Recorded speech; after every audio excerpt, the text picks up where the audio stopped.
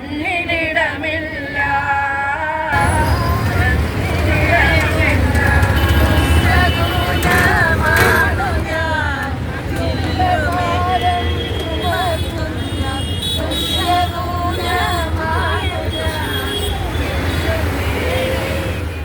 ഈ തുക കൊണ്ട് നമുക്ക് ജീവിക്കുവാൻ കഴിയില്ല എന്ന് പറഞ്ഞുകൊണ്ടാണ് നമ്മൾ 10-ാം തീയതി ഇവിടെ സമരം ആരംഭിച്ചത്, ഫെബ്രുവരി 10-ന്. അതിനു മുൻപ് തന്നെ നമ്മൾ നിരവധി തവണ ഈ സെക്രട്ടേറിയറ്റിന് മുന്നിൽ സമരം നടത്തി, അല്ലാതെയും ആരോഗ്യമന്ത്രിക്ക് NHM ഡയറക്ടർക്കുമൊക്കെ നമ്മളുടെ ഈ ആവലാതികൾ പരാതികൾ എല്ലാം കൊണ്ടുവന്ന് എത്തിച്ചു. പക്ഷെ അത് മുഖവിലക്കെടുക്കാൻ അവർ തയ്യാറാകാതെ വന്ന ഒരു സാഹചര്യത്തിലാണ് നമ്മുടെ അന്നേരം സമരം തുടങ്ങുമ്പോൾ നമ്മുടെ ഓണറേറിയം ഇൻസെന്റീവും 3 മാസം വീതം മുടങ്ങിക്കിടക്കുകയായിരുന്നു. അത് കുടിശ്ശിക തീർത്ത് ഉടൻ നൽകണമെന്ന് ആവശ്യപ്പെട്ടുകൊണ്ടും അതുപോലെ തന്നെ എല്ലാ മാസവും 5-ാം തീയതിക്ക് മുമ്പ് നമ്മളുടെ വേതനം നൽകണമെന്ന് ആവശ്യപ്പെട്ടുകൊണ്ടും ഓണറേറിയം വർദ്ധിപ്പിക്കുക എന്ന ഡിമാൻഡ് ഉന്നയിച്ചുകൊണ്ടുമാണ് നമ്മൾ സമരം തുടങ്ങിയത്. കൂടാതെ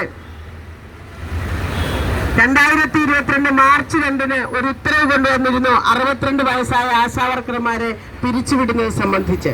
ആ ഉത്തരവ് പിൻവലിക്കുക, വിരമിക്കൽ ആനുകൂല്യമായി 5 ലക്ഷം രൂപ നൽകുക എന്ന ഡിമാൻഡ് ഉയർത്തിക്കൊണ്ടാണ് നമ്മൾ സമരം ആരംഭിച്ചത്. പെൻഷൻ അനുവദിക്കുക. ഈ 26 ദിവസമാകുമ്പോഴും നമ്മളുടെ സമരത്തോട് നിഷേധാത്മകമായ ഒരു നിലപാടാണ് സർക്കാർ എടുക്കുന്നത് എന്ന് നമുക്ക് പറയേണ്ടി വരുന്നു.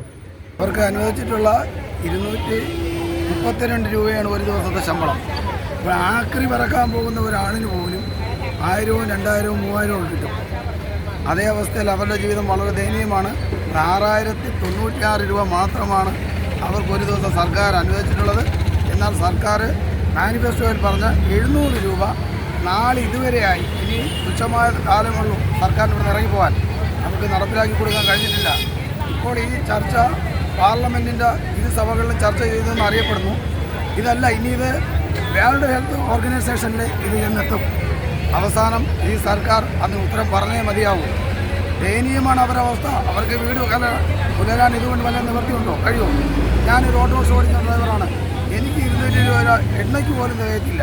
അതിനേക്കാളും ദയനീയമായിട്ടുള്ള അവസ്ഥ.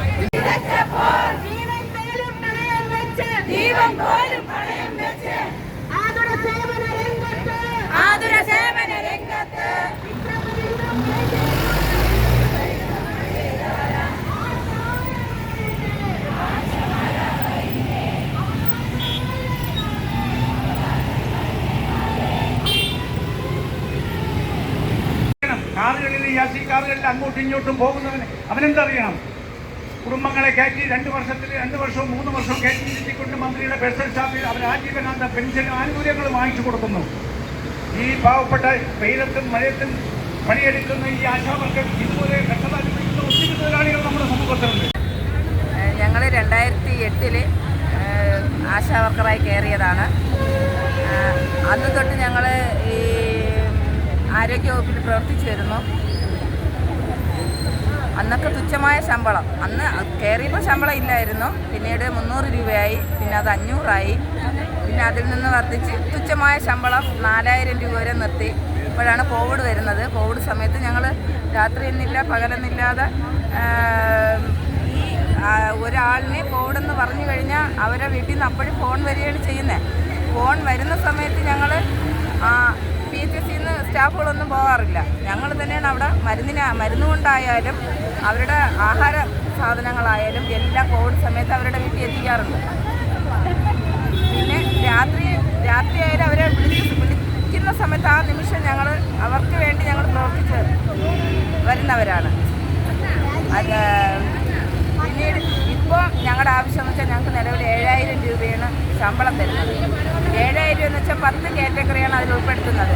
10 കാറ്റഗറിയിൽ ഒരു ജോലി ചെയ്തില്ലെങ്കിൽ അതിൽ നിന്ന് ഞങ്ങൾക്ക് 700 രൂപ കട്ട് ചെയ്യും. പോയിട്ട് 6300 കിട്ടത്തുള്ളൂ. 2 എണ്ണം ആണെങ്കിൽ 1400 കട്ട് ചെയ്യും. അതിൽ നിന്ന് തുച്ഛമായ ശമ്പളമാണ് ഞങ്ങൾക്ക് കിട്ടുന്നത്. ഒരു മരണം വന്നാൽ ഞങ്ങൾക്ക് ഒരു ദിവസം ഡ്യൂട്ടി എടുത്തില്ലെങ്കിൽ ആ പൈസ പോകും.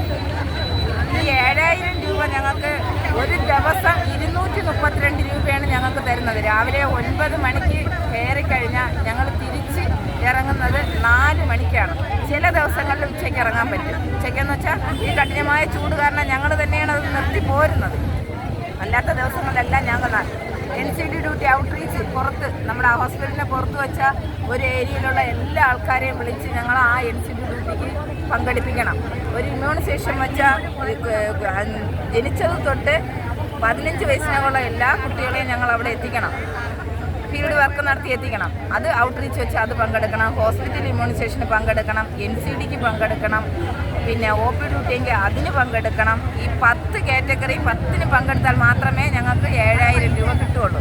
ഈ 10 ഡ്യൂട്ടിയും കഴിഞ്ഞ് അല്ലാത്ത ദിവസം മൊത്തം ഞങ്ങൾ ഫീൽഡ് വർക്ക് ചെയ്യണം. എന്നാൽ മാത്രമേ ഞങ്ങൾക്ക് 7000 രൂപയുള്ളൂ. അത് ഞങ്ങൾക്ക് ജീവിക്കാൻ നിവർത്തിയില്ല. ഇപ്പോൾ ഈ 7000 രൂപ വെച്ച് ഞങ്ങൾ എന്ത് ചെയ്യാനാ? ഒരു ദിവസം 232 ബസ്സിന് കൊടുക്കണം, വണ്ടി ഉണ്ടെങ്കിൽ പെട്രോളിന് കൊടുക്കണം. അതെല്ലാം പോയിട്ട് അതിലൊന്നും കാണത്തില്ല. ഞങ്ങൾക്ക് ശമ്പളം വർദ്ധിപ്പിച്ച് തന്നേ പറ്റൂ. ആ ഒരു ഉത്തരവാദിത്തോടെ ഞങ്ങൾ ഇവിടെ വന്നിരുന്നിട്ട് 26 ദിവസമായി. 26 ദിവസം കൊണ്ട് പ്രധാനപ്പെട്ട മന്ത്രി ഞങ്ങൾക്ക് ഒരു മറുപടിയും തരുന്നില്ല.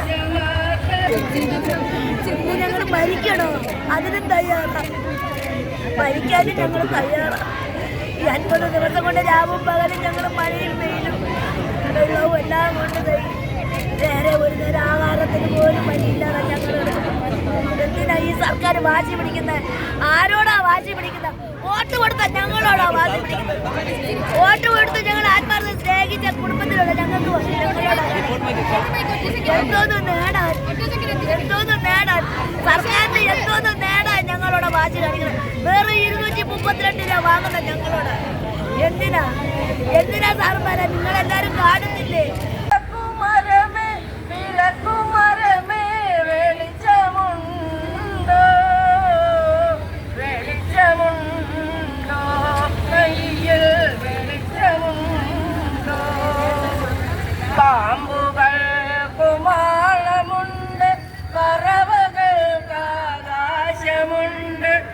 ആശമാർക്ക് തല ചായ്ക്കാൻ മണ്ണിലിടമില്ല.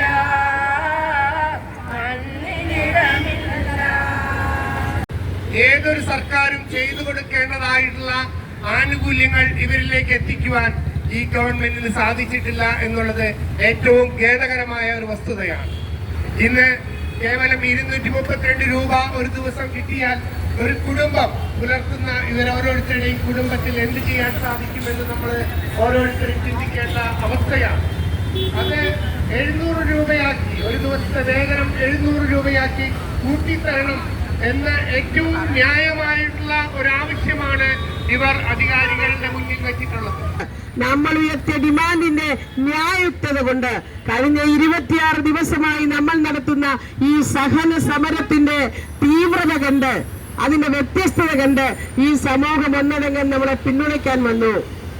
ഒന്നടങ്കം ഇവിടുത്തെ പ്രതിപക്ഷ രാഷ്ട്രീയ പ്രസ്ഥാനങ്ങൾ, വിവിധ സമുദായ സംഘടനകൾ, സാംസ്കാരിക പ്രസ്ഥാനങ്ങൾ, വ്യക്തികൾ, കേരളത്തിലെ മെഡിക്കൽ കമ്മ്യൂണിറ്റി, സാഹിത്യകാരന്മാർ, ചരിത്രകാരന്മാർ, സാമൂഹ്യ രാഷ്ട്രീയ നിരീക്ഷകന്മാർ, ചലച്ചിത്ര മേഖലയിലെ ആളുകൾ തുടങ്ങി ഈ സമൂഹത്തിന്റെ വ്യത്യസ്തങ്ങളായ മേഖലകളിൽ പ്രവർത്തിക്കുന്ന സംഘടനകൾ, വ്യക്തികൾ എല്ലാം നമ്മുടെ സമരത്തെ പിന്തുണച്ചുകൊണ്ട് ഈ സമരവേദിയിലേക്ക് വന്നു.